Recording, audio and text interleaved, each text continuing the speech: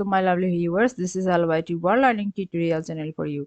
Today in this tutorial I am going to show you pen and windows write with your finger tip on Windows in Windows 11. So for this case I will go to the pen and Windows. Here the search option, I will write here the pen and settings. Let's go here. I will go directly enter the panel, so close it, and again I will go to the settings option. Then we can divide it step by step. Here the Bluetooth and devices thing I have clicked, and scrolling below here the pen and Windows ink that have, let's check what have there. Have the right-handed or left-handed pen button shortcuts handwriting. So click here.